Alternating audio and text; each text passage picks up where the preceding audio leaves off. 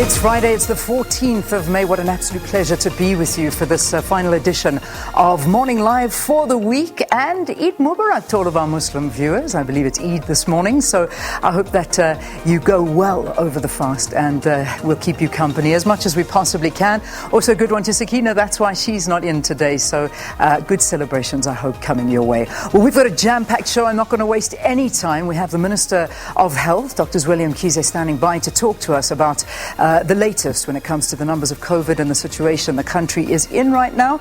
On the brink of a third wave? Well, those are the questions we're going to pose to him, as well as a lot more for the next 3 hours on SABC News. Let's get into our first news bulletin.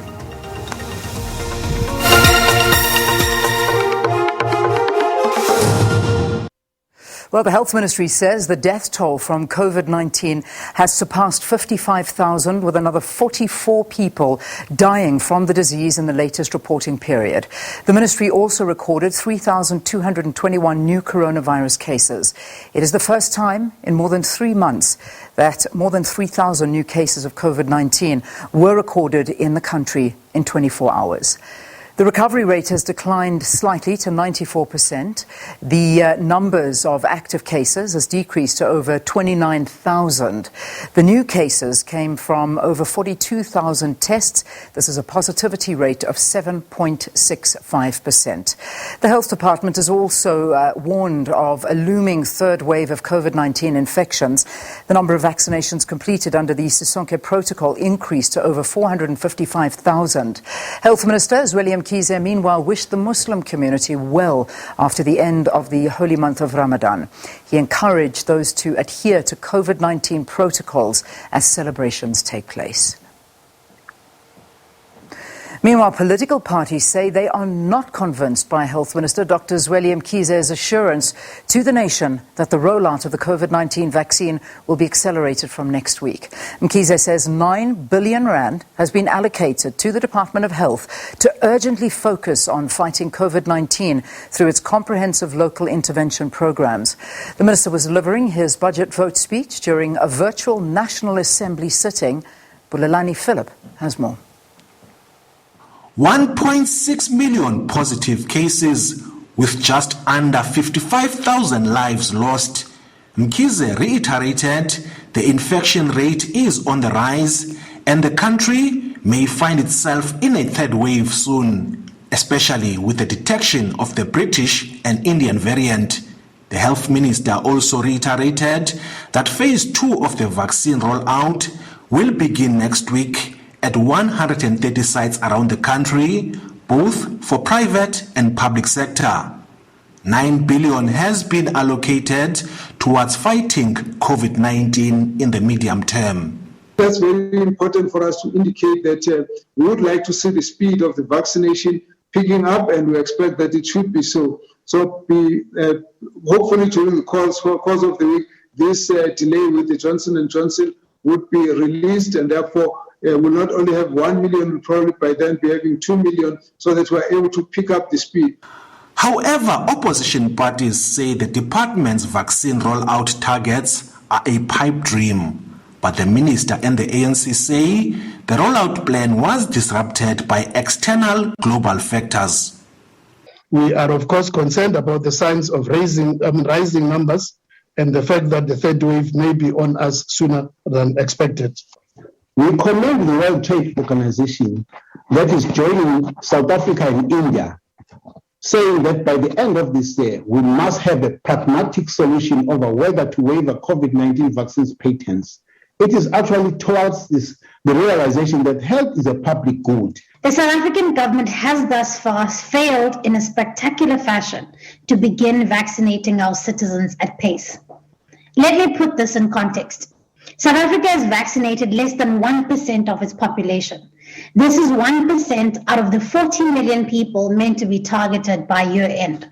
You have proven that this job is way above your level of competence, Minister. And if you had any trace of dignity in you, you would have resigned by now. We reject this budget vote. We must face the facts. South Africa fares very poorly in global rollout of the vaccinations. This is not only the comparison to rich countries, but also in comparison into our neighboring countries. Patients are dying in our hospitals, and it is all over the news in the last few weeks. The cherry on top was when the Auditor General came and told the committee last week that there was massive corruption with PPEs, and we all know that. But what we did not know was while there was a huge shortages of PPEs in the middle of a pandemic last year, hospitals in 8 of the 9 provinces had just thrown their PPE stock outside under a sail in the rain. Meanwhile, the health minister says his department is committed to rooting out corruption. Ulilani Philip, SABC News, Parliament. All right, for now, the latest. Let's join our Health Minister, Dr Zweli Mkhize, for a conversation on where we're at the moment. Minister, thanks again for your time. It's good to have you on the programme. So, good morning, Leanne, and to all the viewers. Minister, Monday's D-Day. How are we looking? Do you think that the phase 2 of the rollout is going to begin on Monday and smoothly?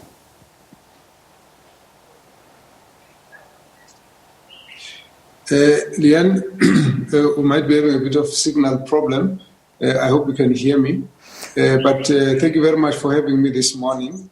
Yes, indeed, we have said that we will take off phase 2 of our vaccination program on Monday the 17th, and that is based on the original plan that we have tabled. We have had delays with the phase 1, so we will complete phase 1 whilst we're running with phase 2. That is for health workers that are outstanding. The vaccines that are available right now, we have by Monday, we'll have just under 1 million vaccines available for the country, which would be about 975,000. This is coming from Pfizer manufacturer, who has for the past 2 weeks been delivering 300,000 vaccines every Sunday, so that by Monday there will be vaccines to start the program. Of course, we have said that the program will start slowly because the numbers of vaccines that we have is going to be slowly increasing. That is a constraint that is based on the international or global supply challenges. So that is where we are. So we want to definitely indicate that the vaccination will be starting on Monday. I think the issue really is that because we're going to be starting with a few sites, it's going to take a while to get them to build up to the total that we're looking for. Excuse me. I hope you can hear me clearly. I just want to talk to some of the concerns, particularly from nurse organizations, saying, why open it up to over 60s when you've still got medical professionals, frontline workers that have not to date received the vaccination? They were asking at one stage for a delay with regard to bringing in other eligible people from Monday for a week at least. Is this on the cards? Would you see something like this happening? Well, you know, when you deal with a matter like this, you can never be right to everybody. If we did that, there would obviously be the biggest criticism would be, why are you now changing? You've got the vaccines, why aren't you continuing? So the only way to deal with it is that we would start, but we would not be able to open all the sites. And because we're going to start, incrementally, it's also important that we must start because there are going to be lots of teething problems that we need to start factoring in as you move. So the Pfizer vaccine has got challenges with storage, and therefore we need to make sure that all your systems are in place. But we need, when we start slowly, it's going to allow us space to be able to adjust to solve the challenges that might be faced. Yes, people would be concerned about the fact that health workers have not all been vaccinated, but incorporated in the doses that are coming in, we will be actually going on with the health workers as such. So we're also hoping that the delay, which was created by the FDA in the US, who were calling for a halt on the distribution of the Johnson & Johnson, will be released in the process, and therefore will be able to increase the numbers. I think the numbers of sites are not so many as to create the kind of problem people are worried about. We are, of course, concerned that there will be more demand for the vaccines than the numbers of vaccines available. it's going to be like that for the next 2 months even, because the numbers of vaccines for June, July, are going to be such that so many people are still wishing to have vaccines. The numbers will increase much more towards the end of August, towards September, which will then allow us to open up more sites. That's why we said by then we'll be targeting to get over 200,000 people being vaccinated per day. Yeah. But I do want to plead that we must have patience. We will actually be starting these vaccines. In fact, what we are seeing now is that, even this morning, our teams are out there trying to, sending the vaccines out. So the vaccines have already started being dispatched to the various sites. But because of the numbers, we're going to have, a limited number of sites. And then later on, we're going to increase those numbers. Yeah. All right. So that I imagine a lot of people sort of not too happy with the fact that it is going to be a very slow start, and then only by August, realistically, are we going to see, as you say, that mass 200,000 a day, which is the minimum we as a country need right now. And this is, it doesn't come as a surprise, because just yesterday we were looking at visuals coming from some of the vaccination sites around the country with people queuing for 6-7 hours at a time. And this is supposedly only open to the healthcare frontline workers. And many are saying once this opens on Monday to a larger portion, there is going to be absolute chaos. This is concerning, especially when you're dealing with elderly people having to stand in queues for hours on end and with the possibility of even being turned away. What do we have in place to try and mitigate these scenes? Well, firstly, we've requested that all the senior citizens should register online. We've got quite a good number that have registered. Now, if we were to go by that scheduling, it would not be as chaotic. But of course, the challenge is that people will simply rock up in the sites. Now, you can't stop people from rocking up on the sites if we didn't know they were going to be coming there. So that challenge is something that's likely to be our challenge as we move along. And if we say to the public, look, let's register, and then we'll schedule everyone to come through, then of course the issue becomes, well, what about us who haven't got ability to use the cell phones or the computers to register? If you want to try and balance those two, we're still going to have to talk to the rest of the public to say, could we give space to the senior citizens to come in first so that we can move on? If we were to move in that kind of orderly way, would manage it better.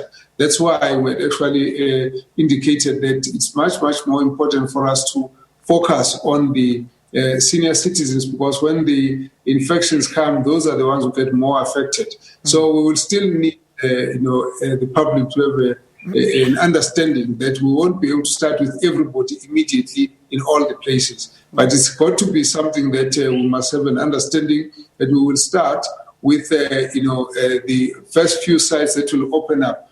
Now, at the same time, we're still going to finish off with the health workers that have been outstanding at this point. But if we all cooperate, we'll be able to get through this without much of a problem. Yeah. Now, what has happened in the past week or so, we've got two challenges. There are a number of health workers who would have gone to the sites when they were not scheduled to be there. So you obviously can anticipate more people that will come in if you've got a number that is scheduled. But on the other hand, we've got people who are also coming in because I think just anxiety, they want to be there early enough, but it's not time yet for them to come in. So you're finding all of those kinds of situations. We can just plead that we need to just cooperate, work together, and try and make sure that we give space for people as we have scheduled, that people who are over the age of 60, we could start with them. If we were able to do that, we would actually be able to deal with this much more orderly. But what we're reporting are situations where people get outside what the plan is. Yeah. So, Minister, a lot of people writing into us, talking, and people I know personally as well, they are over 60, they have registered on the system, and yet they still haven't necessarily received anything. And they're wondering, when is that going to happen? Where do they know where to go? When will they get the voucher number? I suppose these are the kind of logistics people are looking to, so that they know that it is their time to go and that they don't just arrive at a site. So have you started sending these messages out already?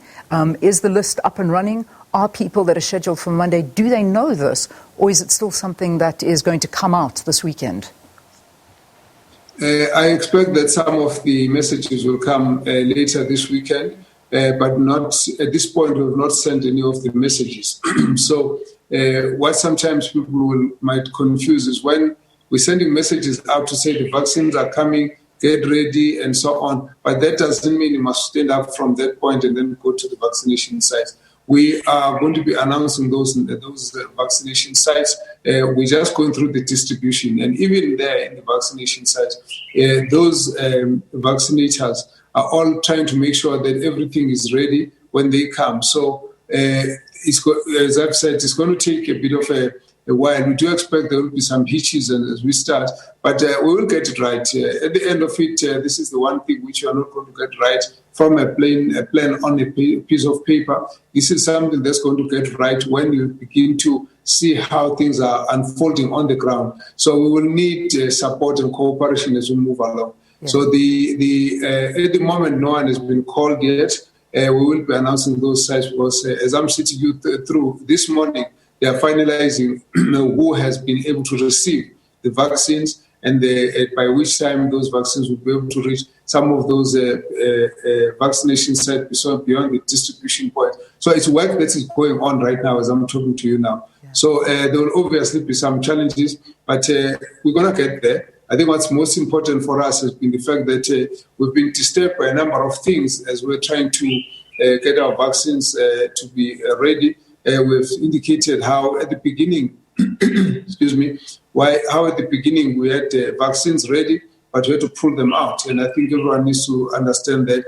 We then had the Johnson & Johnson, now it's been stalled. Now those things of start, stop, start are going to happen to many other countries as well, because it's not us only who are going through that challenge. Now, once we've got those vaccines in and then we're starting to roll them out, we expect that the process will slowly improve as we move along. And so we just are pleading for cooperation. Yeah. Minister, are you aware of people that are getting vaccines even though it is not their time?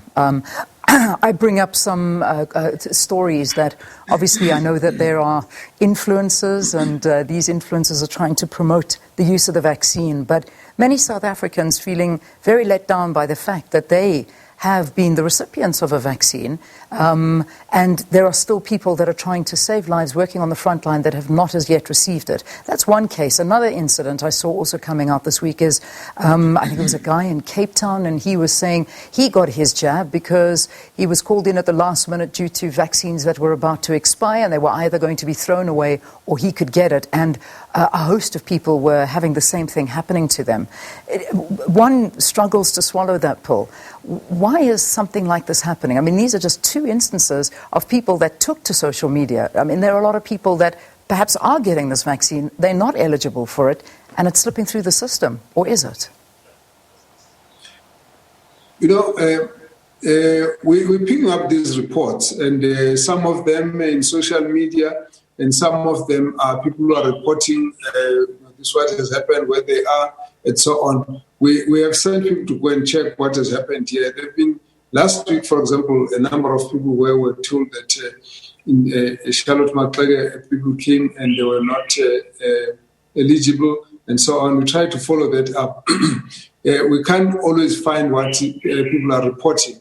Nevertheless, we do think that when those situations arise, people should give us more specific details so that we can try and go and deal with it and stop it at that. Out there in the community, there is a whole discussion about some communities where people have already been given vaccines and so on. We can't necessarily account for those on our own vaccines. We wouldn't know where they would have got them from. So we're also not aware that there's any other process that is being used for vaccine. So what we just need to be able to do is to be very vigilant, so that on the sites people must try and keep to what needs to be done. It's just that we really, cannot conclusively prove unless someone give us specifics so that we are able to go to that particular site. Some of the people have reported, that someone called them and said you can come in. Others were registered as health workers when they were not, and so on. Some of those will be things that are not easy to find, but as soon as we find it out, we'll make sure that that gets corrected. So all we can say is that if there are such things and people report, if we get specifics, we'll go in there and try and deal with it. But by and large, at this point, we're focusing on the health workers. And when we get to Monday, we want to try and focus on the more senior citizens and, of course, health workers at the same time. And then we're going to move it from there. But we really plead that if the people should try and stick to their line so that when it's they are 10, then they can be given the vaccination. But that people shouldn't be trying to jump the queue or to get in people who shouldn't be really part of the queue. Yeah. When we find it out, we will obviously have to take steps to deal with those who are actually transgressing. But information is a much stronger one out in the media than there is concretely something that we can go and investigate and put our hands on to say so and so did it and shouldn't have happened. Yeah, well, we can send you details of just one individual that we know of, and perhaps you can look into it and see if this is something that's a commonplace that is taking place in terms of getting vaccines that they not necessarily fall into the category of those should be. Minister, I'm concerned, everyone I speak to is concerned about the numbers. Last night, 3,221 people. We've now surpassed 55,000 fatalities, even though the South African Medical Research Council is saying that number is far too low. It more looks like about 155,000 deaths from COVID in the country. But having said that, we'll leave that. But I want to talk to what are we doing? We've got these numbers. They are rising. You have raised alarm bells. You said we're not in a third wave as yet, but we're literally heading in that direction. Yet borders are still open. People are moving around freely.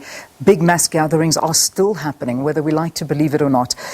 We had a lot of instances of super spreader events taking place at schools, at gatherings. What's happening? Surely this needs government intervention.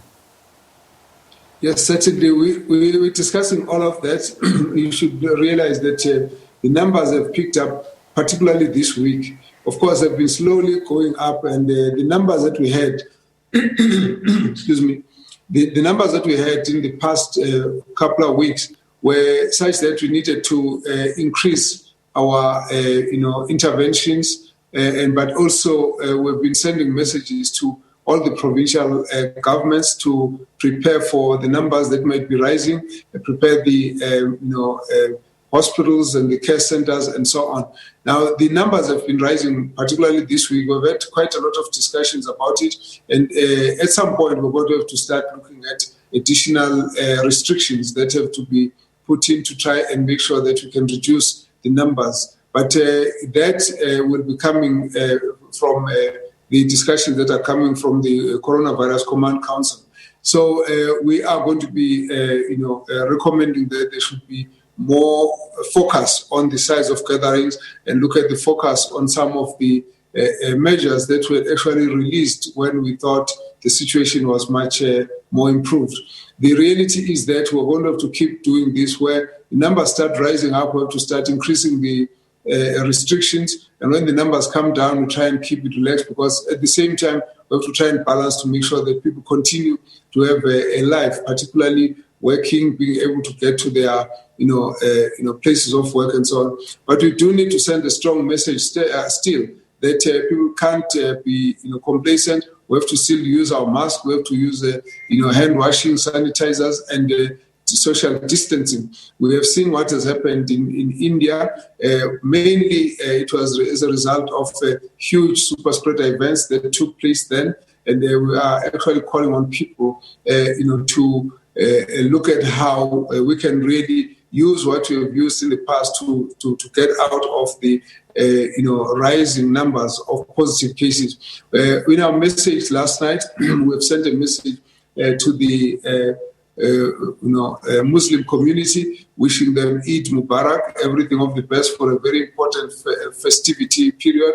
But that we also have asked that they need to still keep the social distancing. We need to be more careful.